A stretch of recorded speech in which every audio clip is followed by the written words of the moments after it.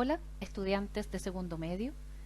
Este es el PowerPoint de la unidad 1 de Biología correspondiente a Coordinación y Regulación Corporal. El título para hoy es Sistema Nervioso, Coordinación y Adaptación. En la imagen van a encontrar un recordatorio de cuáles son los grupos de seres vivos que poseemos sistema nervioso. Primero que todo, aclarar que el sistema nervioso se encuentra presente solo en los animales. Y cuando hablamos de animales nos referimos a invertebrados y vertebrados. Los grupos de invertebrados son varios. Vemos ahí, por ejemplo, la anémona de mar y la medusa, representantes de los nidarios. Vemos a la estrella de mar, representante de los equinodermos. Vemos a la planaria, representante de los platelmintos. Vemos al calamar, representante de los moluscos. Y vemos a la lombriz de tierra, representante de los anélidos. También encontramos a los vertebrados, donde tenemos 5 grupos: los peces, anfibios, reptiles, aves y mamíferos. Y dentro del grupo de los mamíferos se encuentra el sistema nervioso humano. Pero, ¿cómo está organizado el sistema nervioso humano? Algunas personas creen que el sistema nervioso está reducido solamente al encéfalo, pero como pueden ver en las imágenes, encontramos ramificaciones por todo el cuerpo, hasta nuestras extremidades. El sistema nervioso tiene 3 funciones: sensorial, pues capta estímulos del ambiente y del interior del organismo; integradora, que consiste en el análisis de la información recibida y la selección de la respuesta; y efectora, ya que permite elaborar una respuesta frente al estímulo recibido, mediante la secreción glandular, como salivar ante el aroma de una comida, o la contracción muscular, por ejemplo, cuando se tirita ante la exposición a una baja temperatura. Sin estas 3 funciones básicas, no podríamos interactuar con el medio que nos rodea, ya que la función sensitiva nos trae información desde el medio externo o desde el medio interno, la función integradora la analiza y la función motora ejecuta las respuestas. Por lo tanto, esto es lo que nos permite la sobrevivencia. Aquí en el diagrama vemos cómo el estímulo es captado directamente por los receptores. Los receptores están asociados a los órganos de los sentidos y forman parte de la función sensitiva. Luego, la información viaja por nervios, los cuales se denominan vía aferente, hacia el centro integrador. El centro integrador va a elaborar una respuesta para dicho estímulo. El centro integrador puede ser el cerebro o la médula espinal. Esa información va a viajar de nuevo por nervios, que se denominan vía eferente, hacia el efector. Y el efector es quien va a ejecutar la respuesta. Esto forma parte de la función motora o efectora. Recuerden que los receptores están asociados a los órganos de los sentidos. Por lo tanto, encontramos receptores en la vista, encontramos receptores en el gusto, receptores en el oído, en el olfato y en el tacto. Este último es muy importante, ya que la piel es el órgano más grande de nuestro cuerpo. Por lo tanto, en todo nuestro cuerpo tenemos receptores sensoriales para captar estímulos del medio ambiente, por ejemplo, táctiles. Ahora veremos la organización del sistema nervioso. El sistema nervioso está formado por diferentes órganos y estructuras que están conectadas anatómica y funcionalmente entre sí y con los demás órganos y tejidos del cuerpo. Para facilitar su estudio, el sistema nervioso humano se ha dividido en sistema nervioso central, SNC, y sistema nervioso periférico, SNP, los que funcionan conjuntamente como una unidad. El sistema nervioso central está formado por el cerebro y la médula espinal. El sistema nervioso periférico se subdivide en 2 sistemas: el sistema nervioso autónomo SNA, y el sistema nervioso somático, SNS. El sistema nervioso autónomo se subdivide en dos divisiones, la división simpática y la división parasimpática. En cambio, el sistema nervioso somático está encargado de la entrada a nivel sensorial y de la salida a nivel motora de la información. Acá vemos un resumen que nos indica la organización del sistema nervioso. Sistema nervioso agrupado en sistema nervioso central y sistema nervioso periférico. El sistema nervioso central se encarga de coordinar y gobernar el funcionamiento de todo el organismo. Está formado por el encéfalo y la médula espinal.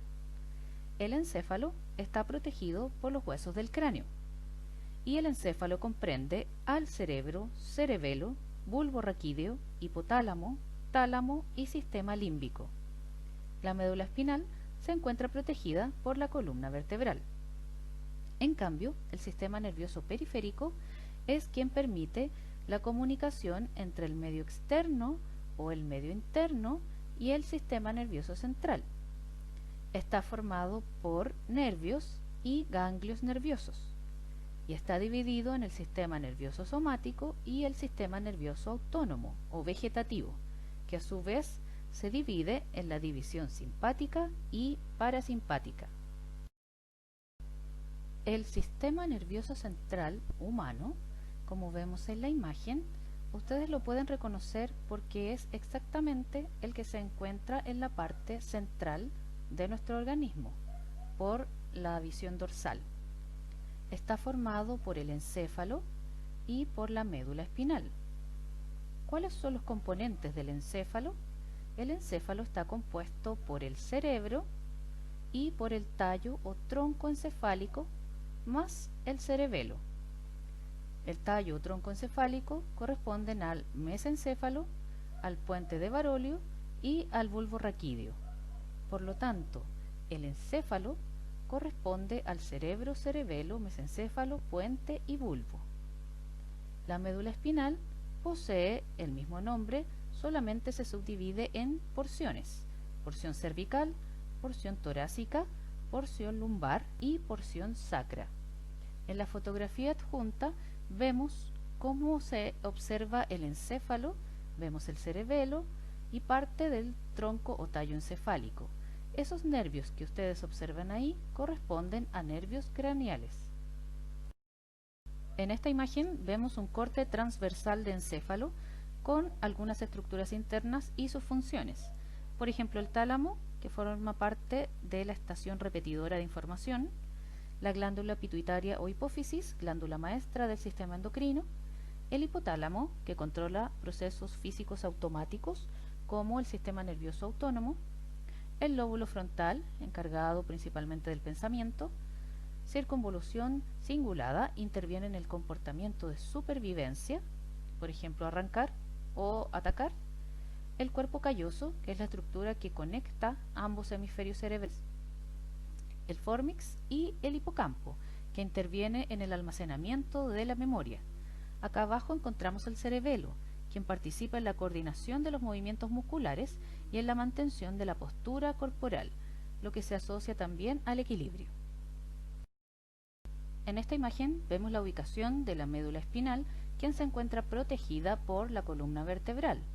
En la región cervical poseemos 7 vértebras, en la región torácica 12 vértebras, en la región lumbar 5 vértebras, en la región sacra 5 vértebras y finalmente el coxis. Ahora veremos la organización del sistema nervioso periférico, quien se denomina así por encontrarse en la periferia de nuestro organismo, alcanzando hasta nuestras extremidades.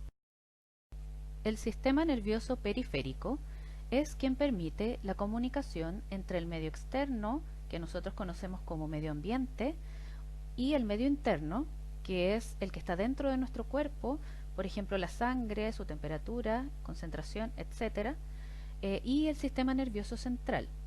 Entonces, por ejemplo, en la imagen vemos una situación. El medio externo se encuentra frío. Nosotros tenemos receptores sensoriales en la piel que son capaces de detectar esa baja de temperatura. Eso podría provocar, por ejemplo, que mi medio interno o mi sangre pierda temperatura. Por lo tanto, es una situación a la que el organismo debe responder. El sistema nervioso central toma conocimiento de esta situación y tomará una decisión. ¿Ok? El punto es quién le lleva la información al sistema nervioso central que ha sido captada por el sistema nervioso periférico. Quien conecta al sistema nervioso periférico con el sistema nervioso central es un grupo especial de células denominadas neuronas. Aquí vemos la estructura general de una neurona, que no vamos a analizar más allá porque la estudiaremos más adelante. Pero podemos encontrar un cuerpo o soma, dentro del cual se encuentra la sustancia de Nissl y el núcleo celular, que contiene el ADN. Del soma se ramifican unas estructuras denominadas dendritas. Del soma surge un eje central largo denominado axón. El axón se encuentra rodeado en algunas porciones por la vaina de mielina, y entre una vaina de mielina y otra encontramos pequeñas regiones de axón denominadas nodos de Ranvier. El axón al final se ramifica en el telodendrón y las telodendritas finalizan en botones sinápticos. El sistema nervioso periférico presenta una división sensorial que transmite información hacia el sistema nervioso central y una división efectora que conduce información desde este hacia los músculos y las glándulas. La división efectora está compuesta por el sistema nervioso somático y el sistema nervioso autónomo.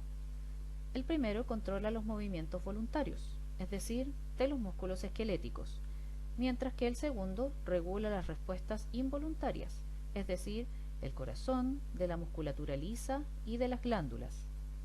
El sistema nervioso autónomo está conformado por el sistema nervioso simpático y parasimpático. En este esquema se detallan algunos de sus efectos.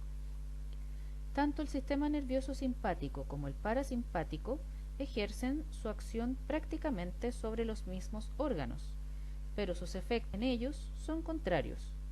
Por ejemplo, cuando pasas por una situación de estrés, se incrementa tu frecuencia cardíaca por acción del sistema nervioso simpático.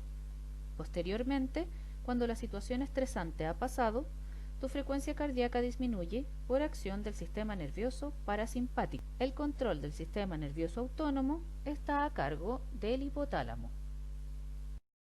Por esa razón decimos que el sistema nervioso simpático y parasimpático tienen funciones antagónicas, es decir, uno hace exactamente lo contrario que el otro. Acá vemos el sistema nervioso somático, quien controla el movimiento del músculo esquelético, movimientos denominados voluntarios, es decir, que se controlan a voluntad. Existen tres clases de músculos en el cuerpo: el músculo cardíaco, que forma parte del corazón, que vimos recién, controlado por el sistema nervioso autónomo; el músculo liso, que forma parte del tubo digestivo y que también es controlado por el sistema nervioso autónomo; y el músculo esquelético, que es el músculo que rodea a los huesos, y este músculo es el único que está controlado por el sistema nervioso somático a voluntad. ¿Cómo trabaja el sistema nervioso? Para poder facilitar la comprensión del funcionamiento básico del sistema nervioso, analizaremos un circuito en el que interactúan todos los componentes del sistema nervioso, pero de una forma sencilla.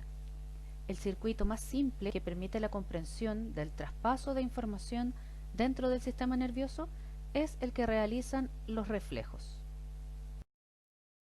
¿Qué son los reflejos? Imagina que accidentalmente tocas una superficie caliente. Seguramente retirarías tu mano de dicha superficie sin siquiera pensarlo. El caso anterior es un ejemplo de una respuesta refleja o reflejo. Un reflejo es una respuesta rápida e involuntaria, elaborada ante la recepción de un estímulo, en el cual intervienen componentes del sistema nervioso central y del sistema nervioso periférico. El conjunto de estructuras que participan en un reflejo se denomina arco reflejo. En el arco reflejo podemos reconocer al receptor, que es la estructura que capta un estímulo específico, en este caso el calor. Luego tenemos a la neurona aferente, quien conduce la información de calor hacia el centro integrador. Luego, el centro integrador, que es un componente del sistema nervioso central, en este caso la médula espinal, que analiza la información recibida y elabora una respuesta. La interneurona, que recibe la información de la neurona aferente y la transmite a la neurona eferente. La neurona eferente conduce la información desde el centro integrador hacia un efector, y el efector es la estructura que ejecuta la respuesta frente al estímulo. Puede ser un músculo o una glándula. Los circuitos de algunos reflejos están compuestos tan solo por una neurona aferente y una eferente, por ejemplo, el reflejo rotuliano. Y con esto damos fin a nuestra presentación. Recuerden que cualquier duda o consulta para resolver la guía pueden dirigirse a su profesor directamente por el foro de la plataforma Tecnoaulas.